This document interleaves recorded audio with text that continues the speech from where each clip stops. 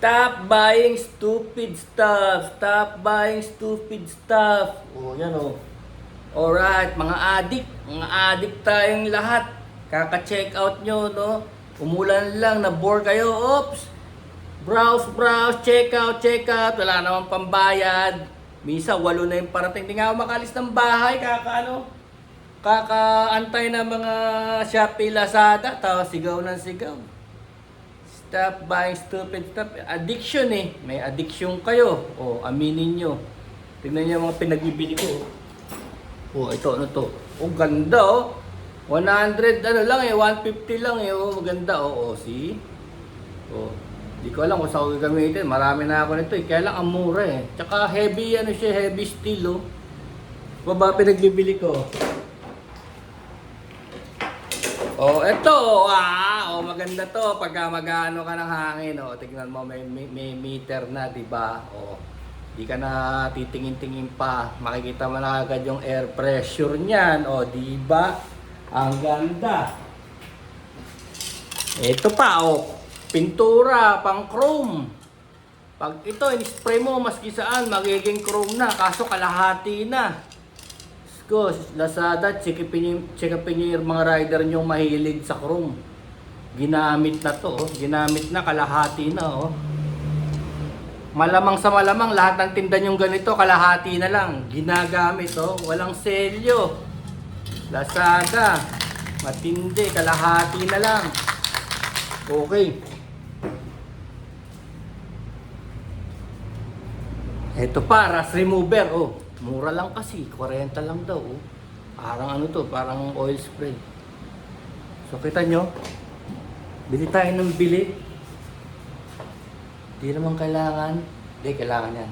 Joke lang. Sige, order lang kayo, basta may pambayad kayo ha. Pag-uusapan natin ngayon yung mga addiction ng mga tao, kagaya nung yung checkout ng checkout. Oh. Ano pa? Ang pinag-uusapan natin ngayon is legal addiction. Legal. Kasi kaya naman tinatawag na legal yan kasi pinapabayaan ng batas. Gaya ng kape. Kape is caffeine, no? Talagang gigising ka. Stimulant.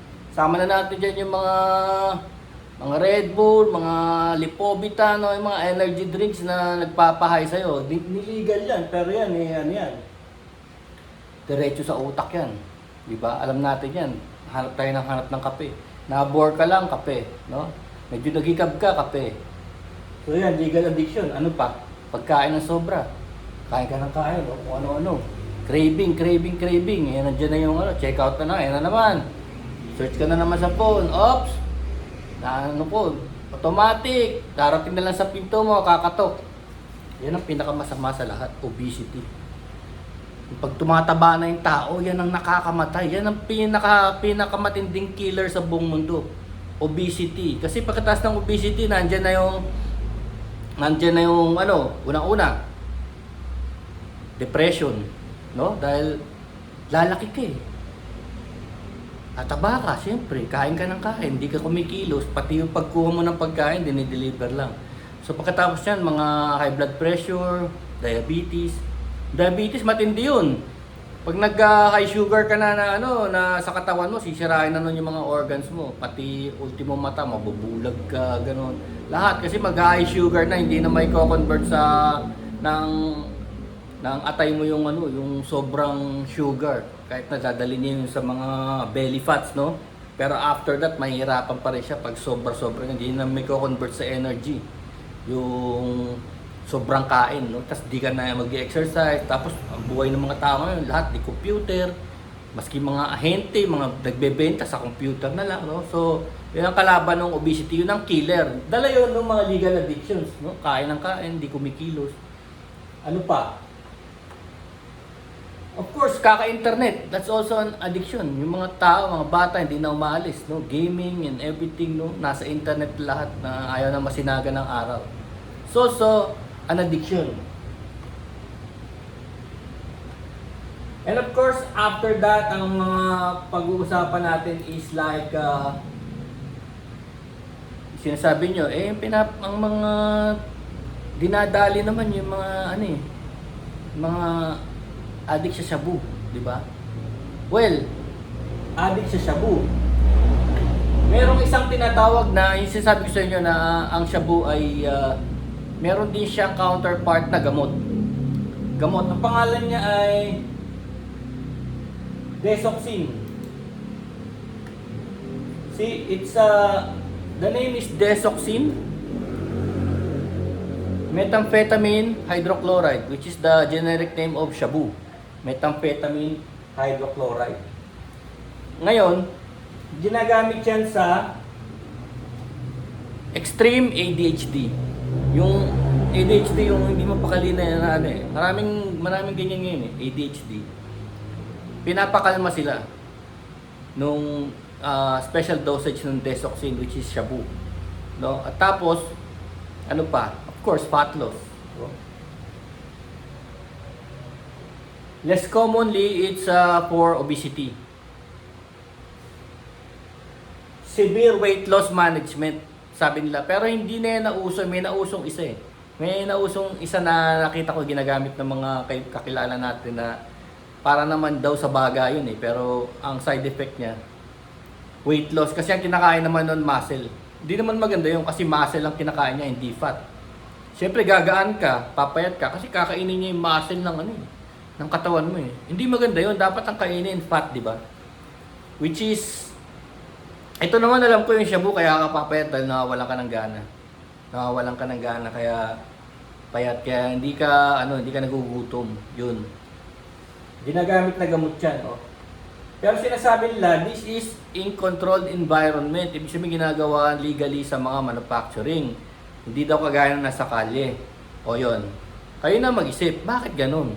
Bakit pag prescribe ng doktor, legal? Pagka sa kalye, patay ka. Di ba? Kayo na mag-isip, bakit sa kalye? Dahil na formulate nila na dali lang gawin yung methamphetamine. Tapos pagdating sa doktor, matindi kasi nito, nung nagkaroon din ako ng anxiety, nung extreme anxiety noong 2018, binigyan din ako ng gamot na nagulat lang ako kasi lang siya, mura lang siya, parang 2 pesos lang, pero kinuha ko sa drugstore, sa Mercury Drug, meron akong prescription. Kinuha ko sa drugstore, parang lumalabas 2 pesos lang per dose kasi parang 12 pesos lang siya per tablet. Tapos, sabi ng doktor sa akin, kalahatiin ko. Eh di sabi ko, try ko muna ng maliit na dosage. So, ang ginawa ko, imbis na kalahati, ginawa ko siyang 8. Ginawa kong 8. And lo and behold, gumagana siya. Kahit na ganun lang kakunti tinig ko, no? Parang butil na lang ng bigas. Tinig ko. 12 pesos lang to Tapos gumagana siya, parang nawala talaga yung sakit ko. Parang feeling ko pa nga parang kaya ko mag-marathon pero ang liit-liit lang ng dosage. No? Alam ko na, tas ni-research ko yung gamot na yun, parang ganun nga, parang tamin, methamphetamine, parang ganun ang epekto niya. So, ibig sabihin, kaya lang, binabantayan ng PDEA, no? Binabantayan ng PDEA yung prescription. Ang ginagawa kasi nangyari dito, yung doktor ko, binigyan ako every weekly. Weekly, so nagtataka ako bakit weekly. Tapos every time na pupunta ako sa kanya, magbabayad ako ng 550 on top of the 500 na consultation fee. So, 1,000. Magbabayad ako ng 1,000 every week. Nagtataka ako sa kanya, bakit di niya ako bigyan ng pang isang buwan? So, ibig sabihin, meron pa rin parang business-like style, no? Business-like. Kasi, pababalik-balikin ka niya para kumita siya. Tapos siya, bilang doktor, kaya pala niya, di ba? By common sense, bilang doktor, kaya pala niya bumili ng marami, no? Tapos siya mag-dispense. Parang, legal siya, legal pusher, in a sense, no? Tapos, ni-research ko rin yan. Ginagawa pala yan sa sa buong mundo. Tinatawag nilang phishing, no? Parang marami kang kausap na doktor in a week. Marami kang pinuntahan doktor, lahat binibigyan ka ng weekly dosage na kung ano-ano hindi lang yung parang meron ding fentanyl. Ayan meron ding mga ginagamit usually sa mga central nervous system stimulation, depressants, yun ang mga nade-depress, mga may suicide tendencies, no? So, sabi nga nila kung ano yung masaklap na problema, yun ang gagamutin. Magpapakamatay na yung tao eh. Eh di bigyan mo na ng mga kung ano-ano gamot para lang, Huwag niyang gawin yung iniisip niya, di ba? Kasi parang mental issue na nga yun eh. So ito mga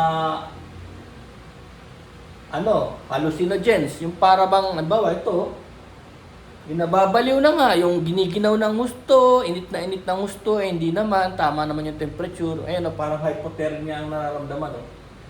Binibigyan na rin siya ng mga ganyang drugs. No?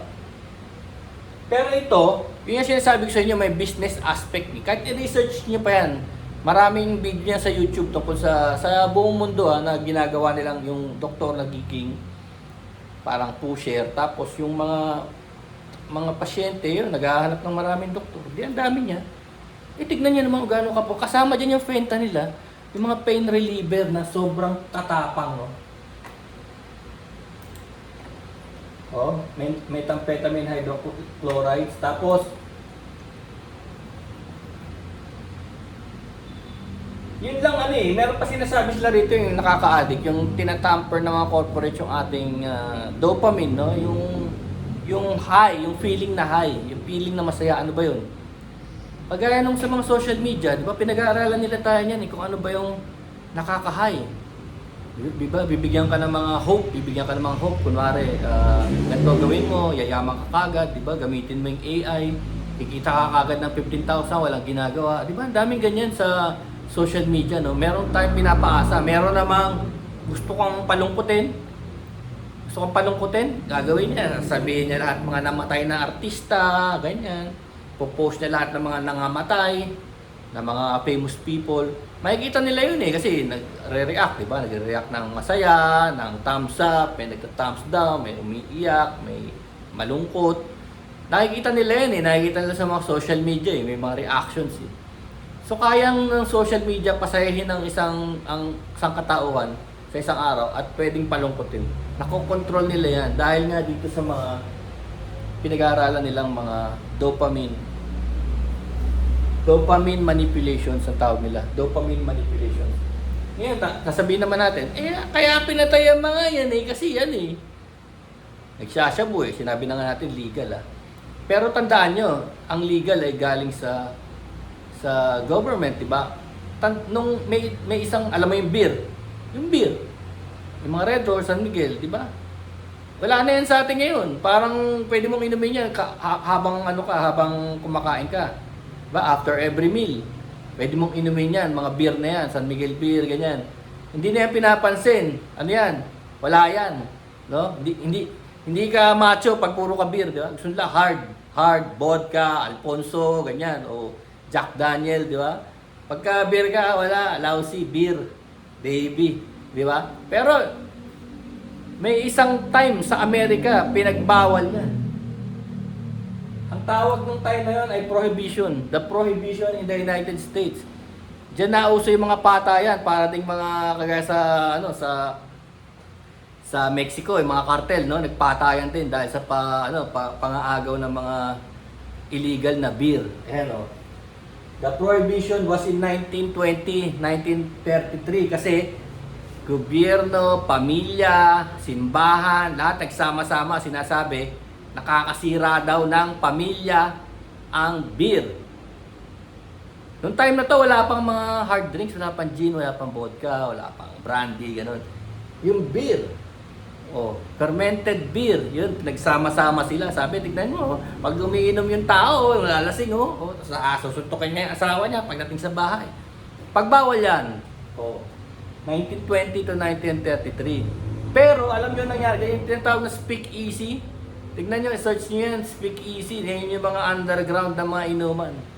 Mga beer, parang mga underground na beer house, no, na talagang pinagagawan, gumagawa sila ng maraming ganyan. So, nagustuhan pa rin nila yung simpleng beer, no? Pero sa atin, wala na yun, kaya nga natin gumawa niyan Pero, ang nangyari dito, dahil nga pinagbawal ang beer, 1920, 1933, ang tawag niyang prohibition, nabuhay yung mga gin, mga vodka, yung mga brandy, whiskey. Kasi kailangan nila ng siyempre pag beer marami. Siyempre illegal isipin mo, may dala-dala kang isang bariles ng beer, di ang dali mong mahuli, tapos ang bagal mo pa, ginawa nila maliliit para kaya lang sa bag, ang dami ng malalasing, di ba? Iba yun naman ang purpose nun, kaya tayo nagkaroon ng mga matatapang na beer, matatapang na alak, na ginusto naman ng tao, di ba? Ginusto ng tao, uy, ayos. Mas matapang, mas mabilis malasing, tas mas mura pa. Kasi nangyari, tinaas nila yung tax ng mga beer, eh, kaya mga tao lumipat na lang sa mga vodka, sa mga brandy, para lasing ka agad, di ba? Kaya naman ang gusto nyo, di ba? Malasing ka agad. So yun ang istorya nyo, kaya wag nyo sabihin na kaya tinatawag na legal, illegal. Kasi yun, sineset ng gobyerno. Eh ito naman, marijuana, cannabis. Cannabis, ayan. Ang marijuana ay, sinasabi nila under federal law is illegal. Kaya lang, pinayagan nila yung 24 states. Di ba mga 51 states sila, no? 24 states. Ang state parang isang city, no? Parang Marikina City, no? Parang ganun. Isang state, 24 states. Kalahati na ang pumapayag na gumamit ng marijuana for recreational use. Ibig sabihin, nagtitrip ka na lang, pwede, makakabili ka. Pumayag na sila finally kasi it's a herbal, eh. Kumbaga, kung gagamit ka nung crystal meth, shabu, it's a chemical, eh, nakakasira ng katawan yun, it's walang dosage. Ginagamit lang yun sa extreme cases, di ba? Kagaya nung pinag-usapan natin kanina, medical, sa extreme cases, ginagamit yun. Yung magsi-suicide na o sobrang di na makakilos, gano'n kasi mga ADHD, di ba? Uncontrollable, ano yun, eh. Muscle movements yun, eh. So, extreme cases, ginagamit yun. Pero ito, 24 states pinayagan na yun for recreational and 41 states pinayagan na for medicine. So, lumalabas, 41 states na ang nag-aalaw ng marijuana na gamitin. Ilan na lang natira? 10 na lang. 10 na lang, buong Amerika na, legal na yung marijuana. Hindi naman yan basta illegal kung wala sila nakitang benepisyo. Tsaka hindi nakakasira sa katawan. Pero siyempre alam natin na nagiging slow mo yung mga tao, di ba? Peace, man, peace. Alam naman natin yun. Kaya yung iba, it's a choice pa rin nila. Hindi naman, kagaya ng beer. Hindi naman porke legal ang beer, eh, lahat ng tao nagbe-beer. O kape. Hindi naman porke legal ang kape, lahat ng tao nag-i-Starbucks o ano. Hindi ganun, nasa tao pa rin yun. Diba? Nasa tao pa rin yun. Siya pa rin nagko-control ng buhay niya. No? Pero hindi mo pwedeng sabihin na lahat na lang ng kursunada mo eh. Diba? Yun ang understanding nun. Tapos, meron pa nga akong mga ni-research dito na tungkol sa mga gamot talaga ng mga ginagamit, no? Dami na kasi. Ito pa, sinasabi nila nakakasira daw ng buhay yung ano. Let's say shabu, no? Hindi naman itong podcast natin hindi ito sa pumapanig ako sa mga paggamit ng mga ganyang addiction. Hindi, understanding to kung anong talaga nangyayari. Hindi yung diretso lang na sinabi sa'yo na patayin yan, addict yan. Hindi ganun. Ano pa? Yung sugal, online gambling. Nakakita na ba kayo ng mga tao nagsusugal na halos di na makapagtrabaho? Yung break time lang o umi-back lang, talo na kagad ng 1.5, gano'n. Sobra yan. Sasabi mo yung drugs nakakasira ng pamilya. Ito nakakasira din ng pamilya. Maraming pamilya rito naghiwa-hiwalay at nabaon sa utang. Nauwi sa prostitusyon. Kasi addict sa gambling eh. Hindi naman natin inaawat yan eh. Konti na lang sa Asia ang pumapayag ng mga mga online gambling. Kasi nakakatakot yung online gambling kasi nasa cellphone mo. Tapos pa Gcash lang, papasok lang doon. Nasa cellphone mo na kasi. Hindi kagaya dati na kung gusto mo mag-sugal, punta ka sa casino. Diba? Punta ka sa casino, biyahe ka ron, pupustura ka, kunwari mayaman ka. Minsan hindi ka pa nga papayagan, wala ka show money. Kung dala mo, 100 lang, anong gagawin mo ron? Libre kape. O, diba? Libre beer. Di pwede. Ngayon, nasa nagda-drive ka, sugal. Break time mo sa BPO, sugal. May ebak ka, sugal. Ubus talaga. Meron pa nga isang addict, sinasabi niya, 5 raw yung phone niya. 5 raw yung device niya, lahat nagsusugal. Tsaka marami na ako nakilala, kinekwentuhan ako na ganyan na Sabi niya, nung una na, paldo, kumita raw siya 50 mil. Tapos biglang makikita, nagsarado na yung business. Inaabot na ng ganun, makikita mo eh. Una, hindi na makapag-renew ng business permit. Susunod, wala na. Kasi bawat kita eh, kala babawi. So yun, yun yung mga addiction natin, no? Pero pa yung mga addiction sa mga collections natin. Addiction sa motor, addiction sa kung ano-ano, anik-anik, addiction sa mga collection, laruan, no? Addiction sa iba, huwag na natin pag-usapan, no? Addiction sa girls, no? Tingin sa ano, ginagamot din yun eh, meron ding mga ano yun. Kaya lang, maganda, sabihin ko sa inyo, mas maganda yung natural high, kasi meron naman tayong dopamine eh, yung natural high. Mas maganda talaga. Kasi pagka meron kang, pagkaya nung sa akin, nung time na binigyan ako ng gamot na ano, para sa anxiety, ano yun, by the way in 1 month time, tinigil ko yun. Eksaktong 1 buwan. Yun sa aking small dosage Kasi sabi nung ano, sabi sa internet, tinignan ko sa internet yung mga may kaso ng anxiety. Pwede mo daw siyang labanan naturally, labanan. Kasi unang-una, para malabanan niyo yan, sabihin nyo lang, gagaling kayo. Hindi nakakamatay ang anxiety. Hindi nakakamatay. Unless may gagawin ka sa sarili mo Pero yung anxiety itself, yung parang aligaga ka lang, hindi siya nakakamatay. Kasi makikita mo mag-ano yung puso mo, mawawala sa rhythm Tataas yung heart rate mo tataas yung blood pressure. Kala mo mamatay ka na. Parang every time gusto mo magpa-ambulansya, yun ang feeling ko Every time na atake yung anxiety, gusto ko magpa-ambulansya. Pero ang ginagawa ko, naglalakad-lakad lang ako. Especially sa mga mapupunong lugar. Kasi yung mapupunong lugar, meron siyang ini-emit na oxygen So, parang kang ino-oxygen. Tapos after 1 or 2 hours, okay na. Pabalik na ako sa bahay, ganun. Tapos sabi nga nila, huwag ka nang gumamit ng gamot kasi nakaka-addict nga. Kasi nga, may feeling na parang Superman ka Yun ang ayoko talaga. Nakakatakot talaga. Na para bang feeling mo kaya mo lahat, no? So doon bumibigay yung puso. Siguro kaya may mga atleta o runner na feeling nila kaya nila, no? Kahit na ang babata pa, 30 years old, mga nagtatriathlon, tapos bigla na lang bumibigay kasi hindi na kaya ng katawan, pero kaya ng isip. Feeling nung isip, kaya niya. Pero yung katawan hindi na. Marami, ultimo mga kaibigan kong doktor May kakilala akong doktor Cyclist yun, pero bumigay din. Kasi may access siya sa mga ganyan. Sa mga ang liit-liit lang ng tablet Yung fentanyl nga yung para sa sakit ng katawan.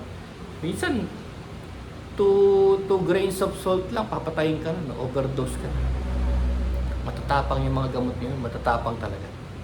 Kaya yun, sana naintindihan nyo na lahat tayo may addiction. Ang kailangan lang natin understanding ng bawat isa, mag-unawaan.